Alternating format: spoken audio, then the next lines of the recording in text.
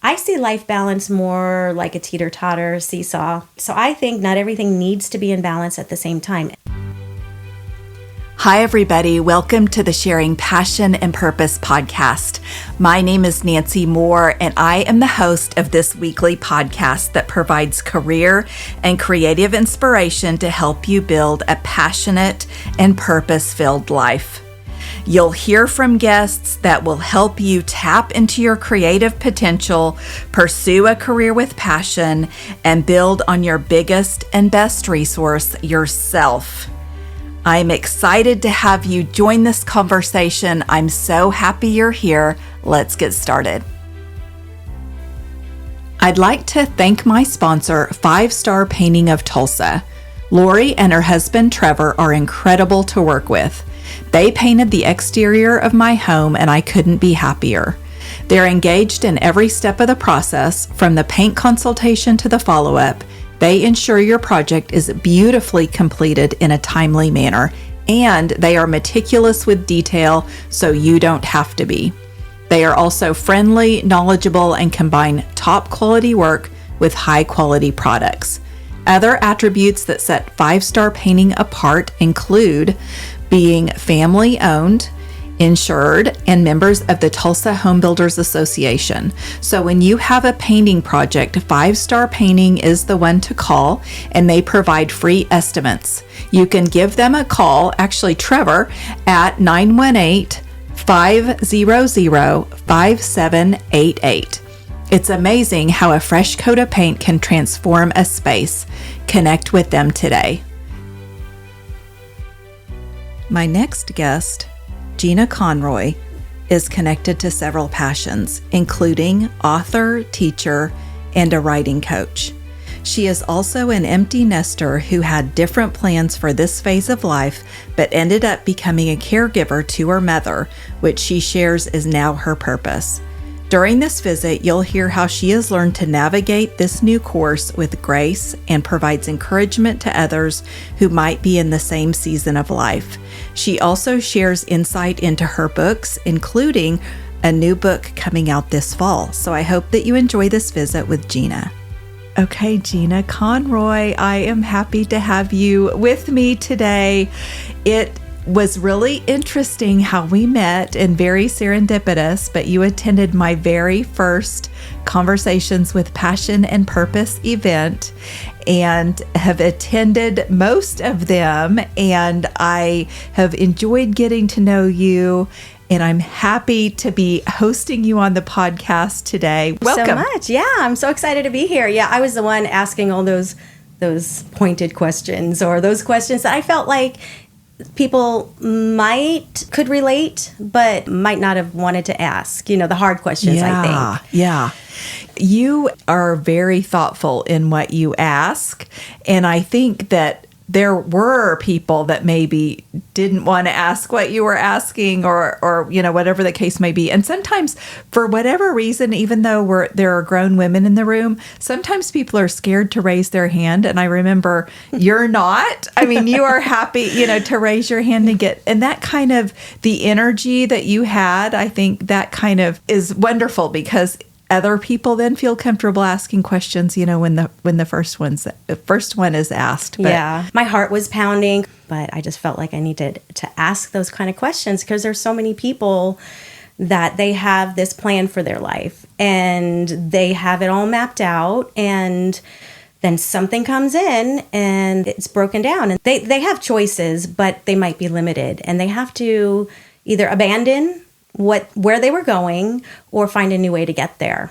And so that's why I ask those type of questions, because that's kind of like the season in my life and how we met. And that's why I'm here, I guess. Yeah.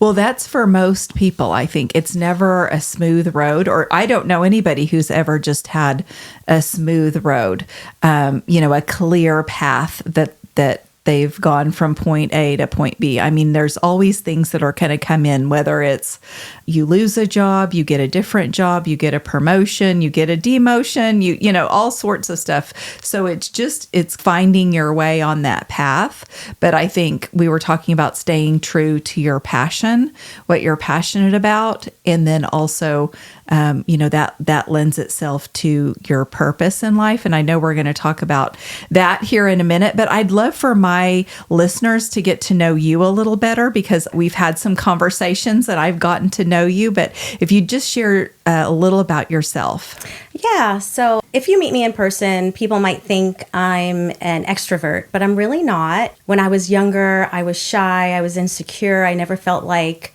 I had a voice that I could speak. I always was doing things. I joined every club. I joined every sport. I'm sure there's psychologically, maybe I wanted to be noticed. I wanted to be seen. It all has to do with all that, which I love, personal development and all that. But when I was a college student and through, out my whole life, I guess, I'm sure many people can relate to this. I always felt like I wasn't doing enough, or if I was doing something, then I wasn't good enough. And it was kind of interesting because this even came up in the area of my faith, that I actually went to a Christian college, and when I was growing up and found God and Jesus, but I felt like I had a better relationship with my faith until I went to college. And I found out there were all these rules and regulations, and I wasn't good enough. I didn't get up in the morning to pray, and I didn't do things the way everyone else did them. So the theme of not being good enough, not doing enough, has just been throughout my whole life. And even as a child, like I said, I felt insecure. I never felt like I had a voice. But I think that is what really developed my writing voice, because I just remember just being quiet. I remember never raising my hand in school because I was afraid I didn't know the answer. And I was smart. I studied. I always did what I was supposed to do. But my journals and my diaries and my poetry is how I expressed myself. I remember even in third grade writing these haikus, I guess they were. I don't know. I still have all these books. And looking back on them now, they were pretty deep and, just self-expression, my emotions and my feelings. That was part of how I became a writer. That's part of who I am, but that's not the only thing I do. Oh, you have so many things you do. It's hard to, what do I focus on, In fact, right? I know. It's kind of amazing. I mean, you're gifted in a lot of areas. And so I think that's why you have so many things that you've got going. But I think that you're more interested and passionate about at specific areas. And so that's what I thought we would visit about today. Yeah. But you are everything from a speaker, an author, a coach. I mean, you're a mom. I mean, there's so many things that you have going. But you mentioned getting into writing. Well, I got into writing, like I said, when I was young. So when I went off to college and I was thinking about what to study, I was like, should I go literature or should I go journalism? I enjoyed my creative writing. In fact, I think it was my fourth grade teacher. She just instilled a love of creative writing, and I actually used some of her ideas with my own students for writing. So she just had a great impact as far as writing and self-expression. And so I was lucky, and that really helped develop my writing. And so creative writing was always a strength, but I didn't choose it as a career path. I think it's because I was already comfortable with journalism. And so I studied journalism in college. I was a news editor of the paper. But it wasn't until after college when actually I was sitting in church and I heard a scripture. And it was when Jesus was in the Garden of Gethsemane and, all the guards came. There was a young boy that ran away without his loincloth on, I think is what it said. And that means he basically just ran away naked. So, and it's only in the book of Mark, so you can go check that out. Okay. So that started me thinking, who is this boy? What was he doing there? And why did he run away naked? Why is he in his loincloth? So I started to create a character around who that boy was. Now they think it could be John Mark, or but I know who it really is. It's Maharai. And so my first diving into writing fiction that I was passionate about was writing this story, which was basically, it's the eyes of Jesus through a young boy and how he saw what was going on at the times. But what I didn't know at the time is that, my passion to write was great. And so I wrote it. I didn't finish it right away because then I got married and I had kids. But I also didn't know how to write. I was creative. I was a gifted writer just naturally, but I didn't know the rules and a lot of things that you have to know. So, long story short, I actually didn't write for about 10 years while I was raising kids. And that's another thing I regret. I didn't know that there were so many great writing communities around, and I could have continued to write if I had the support, if I had the encouragement, if I actually knew. And so I stopped writing while I was homeschooling, and that was kind of a crazy time of feeling guilty when I was writing and trying to fit it all in. And when I finally was done and I tried to sell the book at these writers' conferences, they all loved the idea, but the writing was not where it should be. So then I started my journey of learning the craft of writing. And, 20, 30 years later, now I'm teaching the craft of writing as well as writing my own stories and novels. Yeah. Oh, I know. I love that. So let's talk about that. You writing a book that helps other writers. This I found very interesting because there are so many people I know that say to me, I want to write a book. And so it's just one of those daunting things, but you break it up to where it's not so daunting. It's not so hard. And so I know that you coach people in that, but you also have a book. And so I'd like for you to kind of talk about that a little bit. Yeah.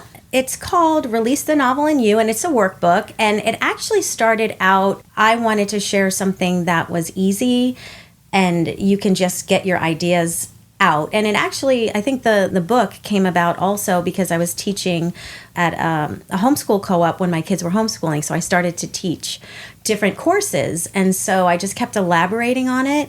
And I started just to take everything that I was learning as an author and what is the most important things that you need to know in order to go from your idea to your first draft. So, and it really was a God thing because I wanted it to be fun and catchy. And what do you need to know when you're building a character? Do you need to know they like pepperoni pizza? No, you don't need to know that. But there are maybe 12 things. I call it the best friend, BESTFRIEND, because all of those points really hit on the most important things you need to know in order to write your story.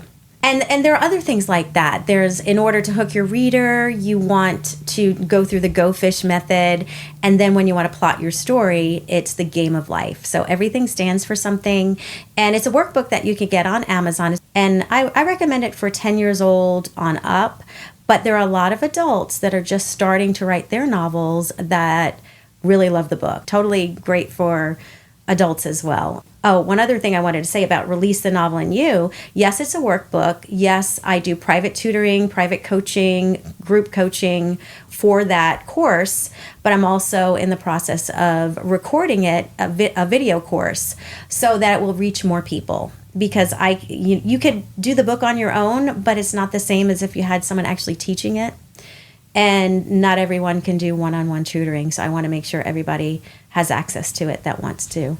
And people learn a variety of ways. And so maybe the video would be good for some, versus the book for others. And so good. Absolutely. That's neat to have some options. Okay. Yeah. Yes. So another book that is a resource, because you really do have a lot of books, but there's another book that I want to make sure that we talk about. And this also has to do with life in general, but it's about balance. And so I would like for you to kind of talk a little bit more about why you wrote the book, what the book includes. Yes. So this is the Life Balance Journal that you're talking about. And actually, it is more of a low content tracker. I developed it for myself. I developed the Life Balance Journal at a time in my life. I was actually going through a divorce after, 20-something years, and I was struggling to do all the things I needed to do. I was a stay-at-home mom. I had never worked before, except for trying to raise money to go to a writer's conference, which is one of the reasons I started teaching, to earn a little extra money to help me go learn more. So now all of a sudden, I am responsible for kids on my own, a house on my own, and working and my emotional and mental state and financial state wasn't great. So I felt that, I would try to take care of different things. And, there's always a million things on your to-do list, and who wants to put more on your to-do list? But I could tell when I wasn't feeling 100%.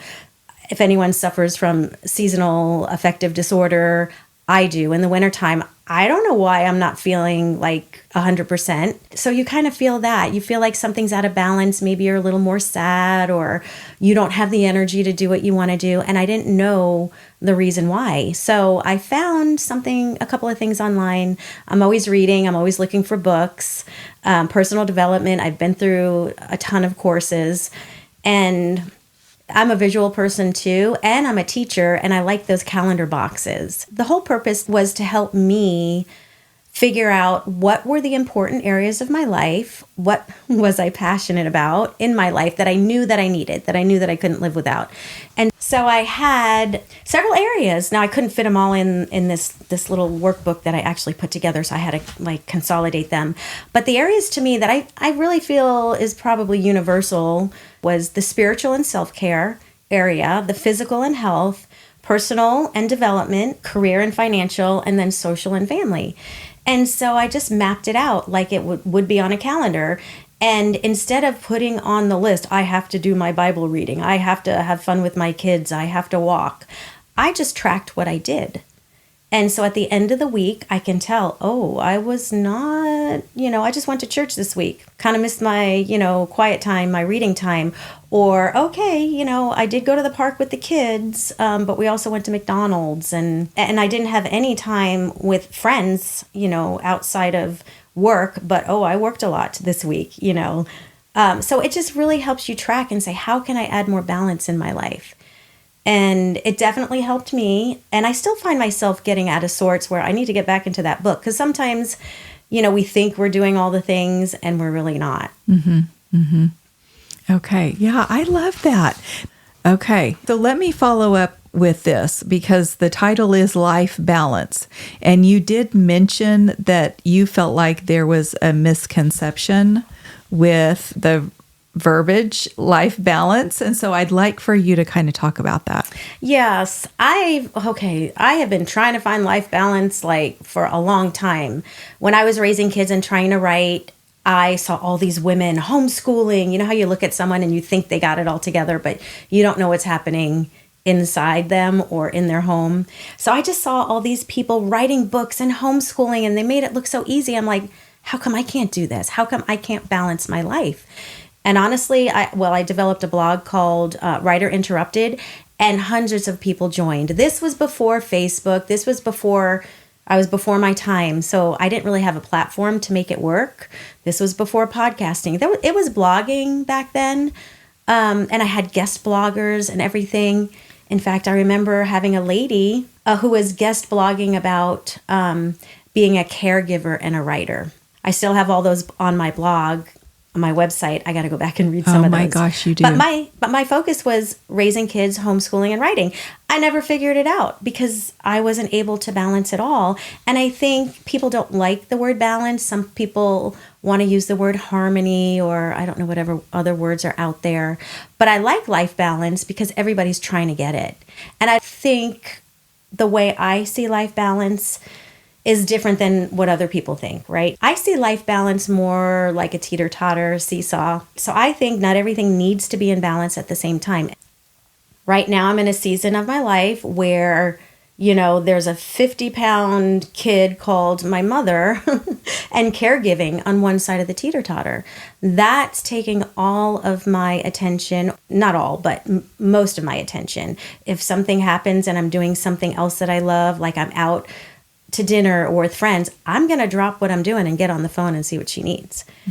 On the other side of the teeter-totter, there might be two 25-pound kids balancing out my mother with dancing and, friends or whatever it is. So the way I see it is there's not an equal measure for everything in those boxes. But if I need to spend 50% of my time with my mom, then all those other areas, I'm still going to try and do them during the week. They're just going to be a little less.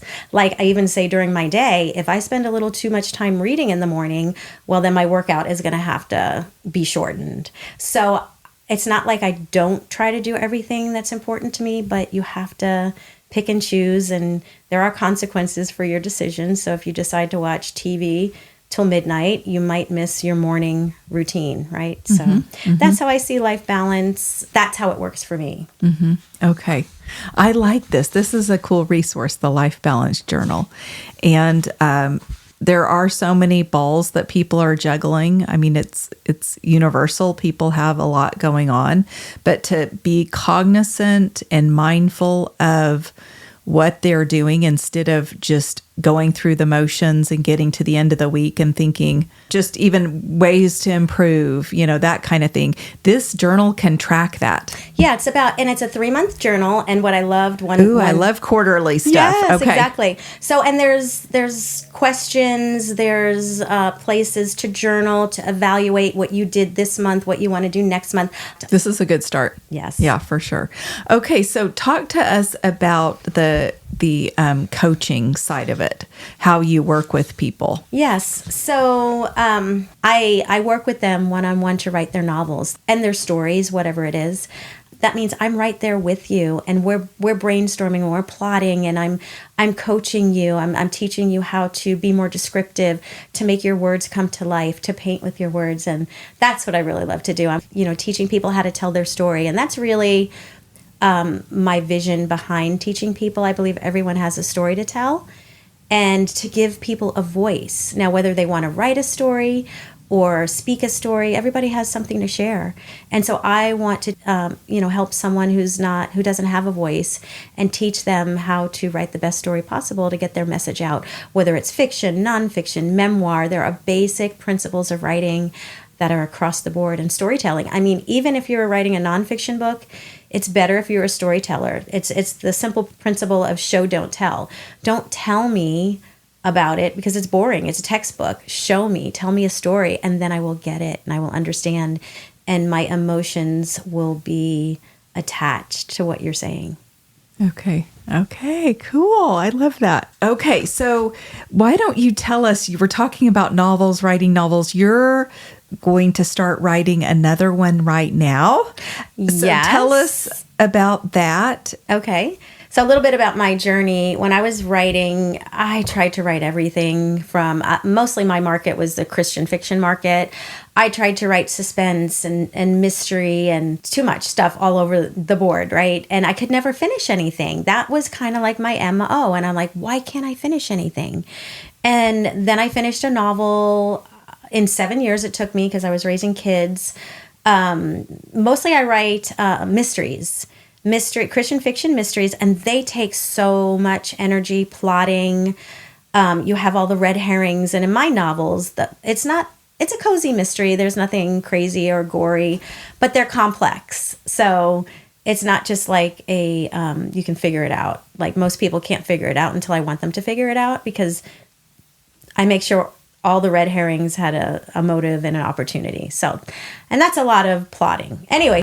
And I'm like, what could I write about? And at the time I had been dating, on and off for 6-7 years, whatever, how long it was. And just, not having great experiences, kind of rolling into the same old relationships. And I started reading this book called Attached, and it's all about attachment theory. And when I read the book, I saw myself and the past people I dated, even my ex-husband. And it was like, a light bulb went off. I'm like, this is what's been happening. And I had been growing and learning and healing and making better choices, but I still had those things.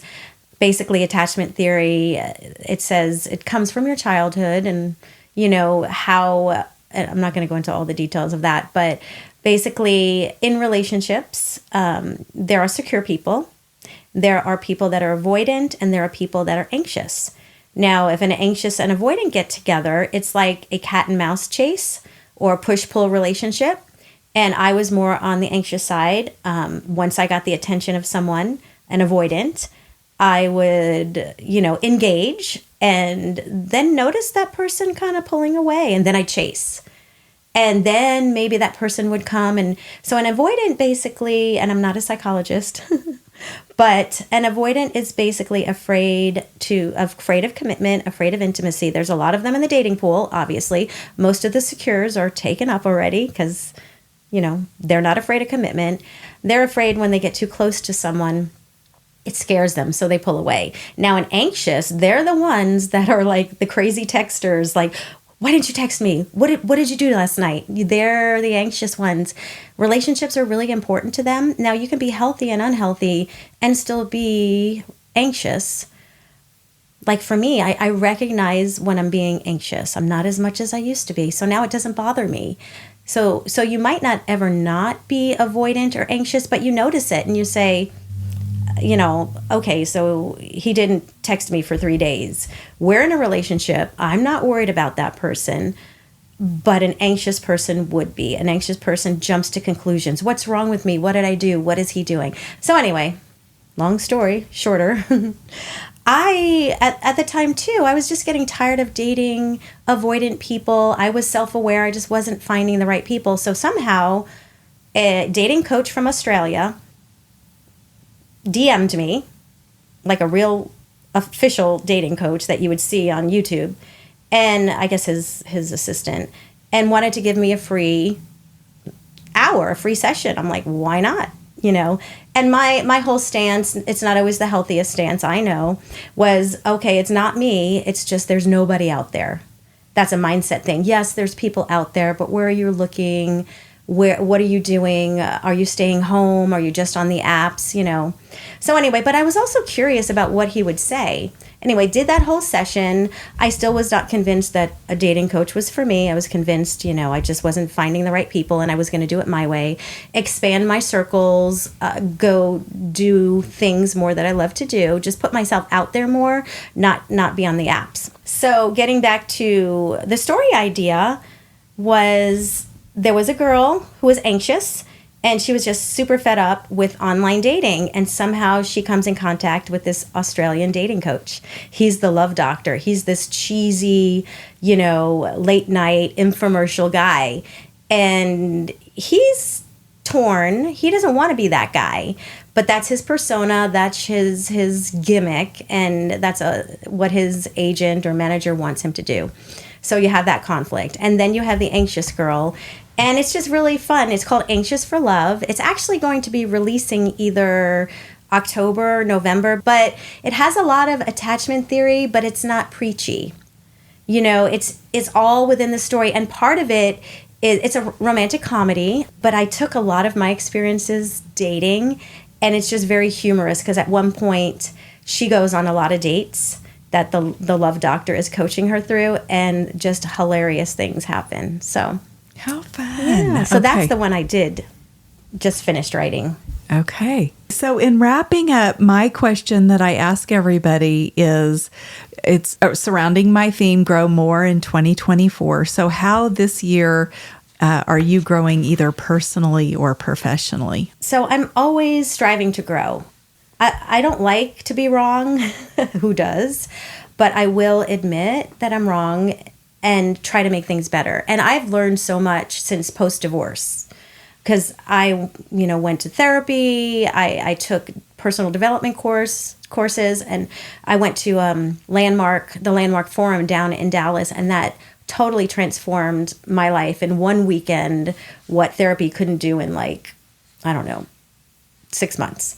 It's just a really intensive course, and it really makes you see how we make up so many things in our mind that aren't true. And it really helps you get to know these are the facts.